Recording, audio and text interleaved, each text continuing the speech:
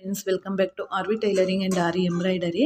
ನಿನ್ನೆ ವಿಡಿಯೋದಲ್ಲಿ ನಾನು ಗೋದ್ವೆ ರೀತಿ ಇರುವಂಥ ಬೀಡ್ಸನ್ನು ಹೇಗೆ ಸ್ಟಿಚ್ ಮಾಡೋದು ಅಂತ ತೋರಿಸ್ಕೊಟ್ಟಿದ್ದೆ. ಈಗ ಅದೇ ಮುಂದುವರೆದ ಭಾಗನ ನಾನು ಈ ವಿಡಿಯೋದಲ್ಲಿ ತೋರಿಸ್ಕೊಡ್ತಿದ್ದೀನಿ. ಏನಂತಂದರೆ ಅದು ಲೈನ್ಸ್ ಬಂದಾಗ ಯಾವ ರೀತಿ ಮಾಡೋದು, ಇದು ಬುಟ್ಟ ಸಾಕುವಾಗ ಯಾವ ರೀತಿ ಮಾಡೋದು ಅಂತ. ಮಿಸ್ ಮಾಡದೆ ಚಿಕ್ಕದಾಗಿ ವಿಡಿಯೋ ಇರುತ್ತೆ, ನಿಮ್ಗೆ ನೀಟಾಗಿ ಅರ್ಥ ಆಗುತ್ತೆ. ಇದನ್ನು ಯಾವ ರೀತಿ ಮಾಡಿದೆ, ನಿಮಗೆ ಹೇಗೆಲ್ಲ ಉಪಯೋಗ ಆಗುತ್ತೆ ಅಂತ ಈ ವಿಡಿಯೋದಲ್ಲಿ ತಿಳಿಸ್ಕೊಡ್ತಿದ್ದೀನಿ. ಆದಷ್ಟು ಕೊನೆವರೆಗೂ ವಿಡಿಯೋನ ನೋಡಿ, ಯಾಕೆ ಅಂದರೆ ವಿಡಿಯೋ ತುಂಬ ಲೆಂತಿ ಮಾಡೋದಿಲ್ಲ, ಯಾಕೆಂದರೆ ನೋಡೋರ್ಗೂ ಬೇಜಾರಾಗಬಾರ್ದು. ಹಾಗಾಗಿ ಚಿಕ್ಕದಾಗಿ ನೀಟಾಗಿ ಅರ್ಥ ಆಗೋ ರೀತಿ ಹೇಳ್ಕೊಡ್ತಿದ್ದೀನಿ. ಆದಷ್ಟು ನೀವು ಇದರ ಸದುಪಯೋಗನ ಪಡಿಸ್ಕೊಳ್ಳಿ. ಯಾರ್ಯಾರು ಕಲಿಬೇಕು ಅನ್ನುವಂಥವ್ರಿಗೆ ಇದನ್ನು ಶೇರ್ ಮಾಡಿ ಅಂತ ಹೇಳ್ತಾ, ಹಾಗಿದ್ರೆ ಬನ್ನಿ ಈಗ ಶುರು ಮಾಡೋಣ.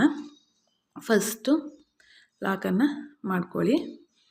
ಯಾವುದೇ ನೀವು ಡಿಸೈನ ಮಾಡಬೇಕಂತಂದ್ರೂ ಫಸ್ಟ್ ಲಾಕ್ ಕಂಪಲ್ಸರಿಯಾಗಿ ಇರುತ್ತೆ. ಈಗ ನಾವು ನೋಡಿ ಸೇಮ್ ಬೀಡು ನಿನ್ನೆ ಮಾಡಿದ್ನಲ್ಲ, ಆ ಸೇಮ್ ಬೀಡನ್ನೇ ತಗೊಂಡು ಮಾಮೂಲಿ ನೋಡಿ ಬೀಡನ್ನು ಇನ್ಸಲ್ಟ್ ಮಾಡ್ಕೊಳ್ಳೋಣ.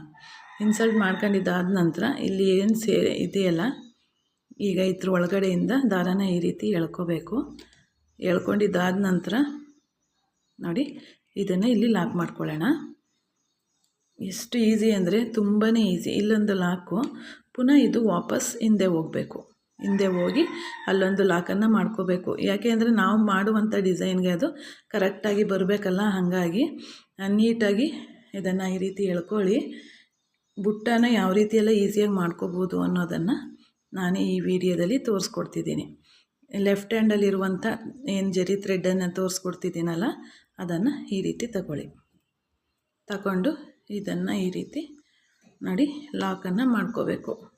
ಮಾಡ್ಕೊಂಡು ಪುನಃ ವಾಪಸ್ ಇಲ್ಲಿ ನೋಡಿ ಪುನಃ ವಾಪಸ್ಸು ಹೀಗೆ ಹಿಂದೆನೇ ಹೋಗಬೇಕು.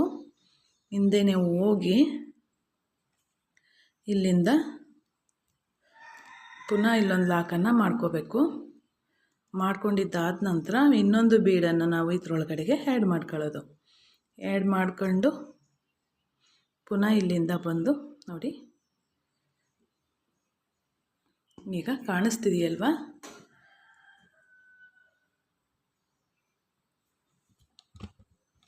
ನೋಡಿ ಇದನ್ನು ಇಲ್ಲಿಂದ ಬಂದು ಪುನಃ ಇಲ್ಲಿಗೆ ತಂದು ಇಲ್ಲಿ ಇಂಡನಾಟನ್ನು ಕೊಟ್ಟರೆ ಆಯಿತು. ಈಗ ನೋಡ್ತಿದ್ದೀರಲ್ಲ, ನೀವು ಒಂದು ನೆಕ್ ಲೈನನ್ನು ಮಾಡಿಕೊಂಡು ಆ ನೆಕ್ ಲೈನ್ ಸುತ್ತ ಈ ಬುಟ್ಟಾಸನ್ನು ಹಾಕ್ಕೊಂಡು ಬಂದ್ರೂ ನಿಮಗೆ ಸಿಂಪಲಾಗಿ ಒಂದು ಡಿಸೈನ್ ಬಂತು. ಈಗ ನೋಡಿ ಈ ರೀತಿ ಬಂತು. ಈಗ ಇದನ್ನು ಇನ್ನೊಂದು ರೀತಿ ಕನ್ವರ್ಟ್ ಮಾಡಬೇಕು ಅಂತಂದರೆ ಇಲ್ಲಿಂದ ಪುನಃ ನಾವು ಒಂದು ದಾರಾನ ಎಳ್ಕೋಬೇಕು.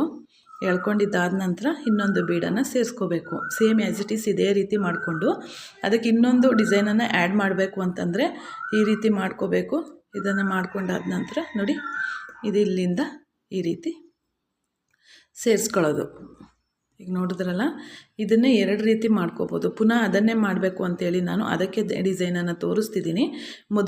ಮೊದಲು ಮಾಡಿದಂಥದ್ದು ಒಂದು ಡಿಸೈನ್ ಆದರೆ ಒಂದೇ ಡಿಸೈನಲ್ಲಿ ಎರಡು ರೀತಿ ಕನ್ವರ್ಟನ್ನು ಮಾಡಬಹುದು. ನೀವು ಬೇಕಂದರೆ ಈ ಡಿಸೈನ್ ಆದ್ರೂ ಮಾಡ್ಕೊಂಡು ಹೋಗ್ಬೋದು ಬುಟ್ಟಾಸನ್ನು, ಅಥವಾ ಇದನ್ನು ತೆಗೆದು ನೀವು ಈ ಮೂರನ್ನೇ ಹಾಕೋಬೋದು. ಇಲ್ಲ ಅಂದರೆ ನೀವು ಒಂದಷ್ಟು ದೂರಕ್ಕೆ ಒಂದೊಂದು ಬೀಡನ್ನು ಆ್ಯಡ್ ಮಾಡ್ಕೊಂಡು ಹೋದರೆ ನಿಮಗೆ ಒಂದು ಬುಟ್ಟ ಡಿಸೈನ್ ಬರುತ್ತೆ. ಈ ಡಿಸೈನ್ ನೋಡಿದ್ರಲ್ಲ, ಇದರ ಅನಿಸಿಕೆ ಅಭಿಪ್ರಾಯನೇ ಹೇಗೆ ಅಂತ ಅನ್ನಿಸ್ತು ಅಂತ ನನಗೆ ಕಮೆಂಟ್ ಬಾಕ್ಸಲ್ಲಿ ಖಂಡಿತ ತಿಳಿಸಿ. ನಿಮ್ಗೆ ಅರ್ಥ ಆಗ್ತಿದೆಯಾ ಅಂತ ತಿಳಿಸಿ.